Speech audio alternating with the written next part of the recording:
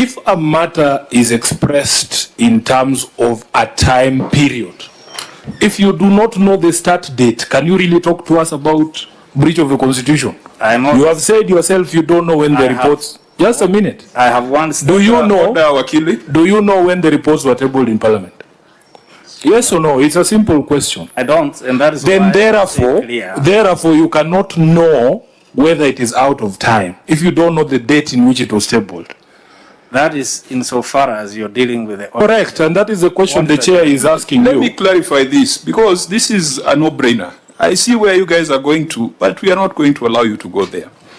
This report for the year ended 30th June 2023 was laid on the table of the Senate by the Deputy Majority Whip on 21st of March 2024. Was that within the 3 months required of Parliament, according to Article 2298? Yes. What does tabling mean? It means the matter was brought before Parliament. What does the Constitution require us to do? It requires us, within 3 months after receiving an audit report, Parliament or the County Assembly shall debate, consider the report, and take appropriate action. When this report was laid on the table, on the 21st of March 2024, the appropriate action that Parliament took was to refer it to the Public Accounts Committee. The Public Accounts Committee was then mandated to look at the issues, to investigate the issues, and to bring back a report. What has this Senate done that is outside the Constitution if the tabling and decision was made on 21st of March?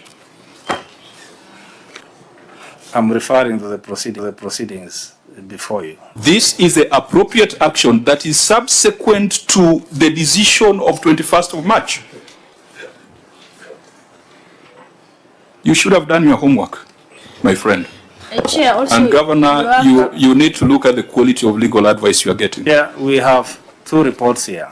There is 20... I am dealing with this report. What is out of order in the report for the year ended 30th June 2023, as far as the role of Parliament is concerned?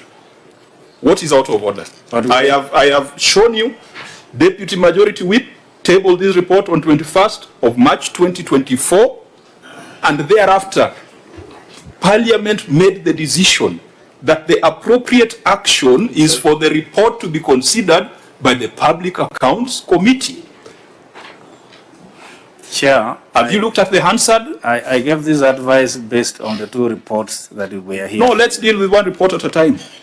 Do you have a problem us taking appropriate action on the report for the year ended 30th June 2023? I will need to be furnished with evidence when... Whose responsibility Chair, is it to I have been kind enough to supply that evidence to you. Because today you are not running away. The evidence is now before you. Can you see the page that the chair is referring to? Chairman, as the CA is looking at that document, rightly the way you put it, you received the document on 21st March. Within the 3 months, which are coming to an end, that is in July, the invite that you gave us, you should have actually made it possible within the 3 months to have considered these reports. Governor, you go back and read Article 2298. Yes. We have looked at this ruling that you have put before us. Mm-hmm. We have looked at it from page 1 to the last page. What is required of Parliament is to debate, consider, and take appropriate action.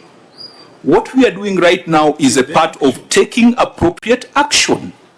When a report is tabled, the Speaker or the leadership of the House makes certain decisions for action to be taken by a committee that is outside the 3 months that we're talking about here. Chair and Governor, in light of what you told us earlier about your inability to attend this committee,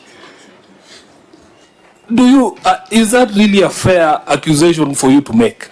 knowing very well that you yourself have been unable to appear here, and you have given us reasons. One time you were outside, the other time you were at a presidential function. We were here. Is it fair for you to say that we should have done things that you know you contributed to our inability to do? Chair, that will not be fair. Agreed. But the question is, Chair, apart from where at the Senate as it is, that it did not receive this report on time as required by the Constitution, could we cure?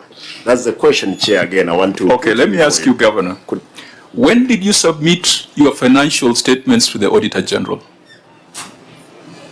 It must have been submitted on time, Chair. No, it's not a speculation, because you guys are prepared with the facts. Yeah. What is the date on which you presented your financial statements to the Auditor General?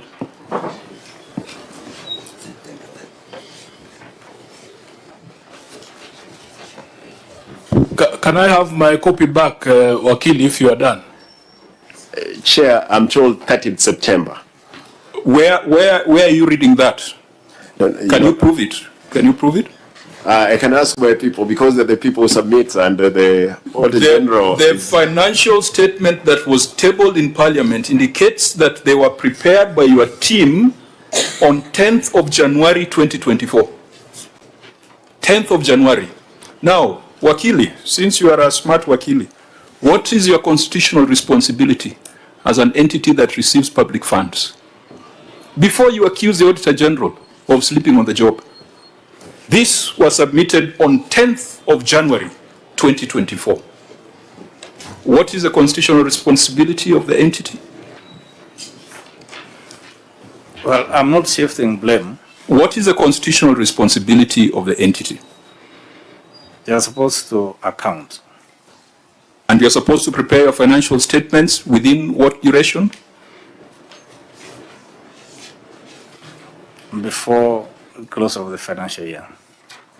Well, it's not before close of financial year. Be fair to the accountants in the House. You can tell us because they're here. What is your responsibility, statutory and constitutional? Because the Auditor General cannot provide a report before you have presented your financial statements.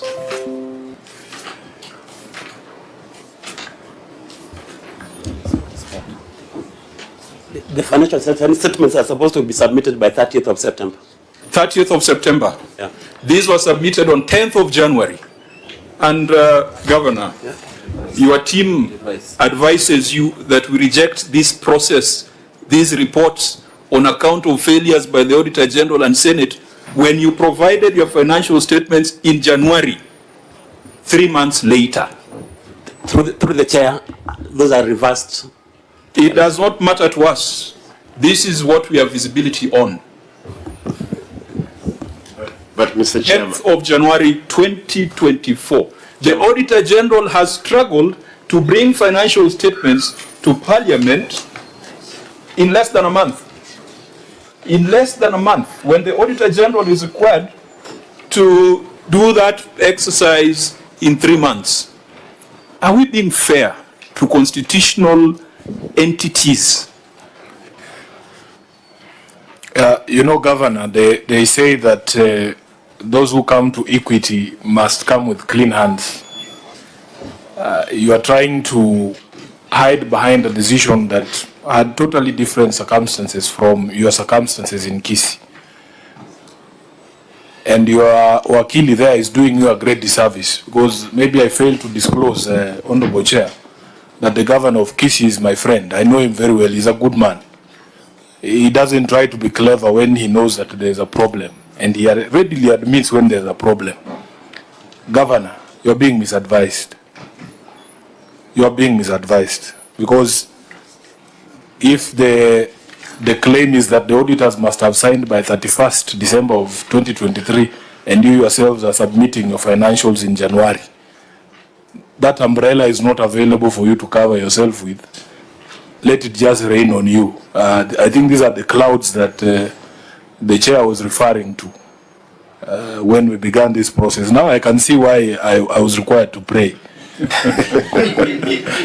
Chairman. But just a minute, Vice Chair.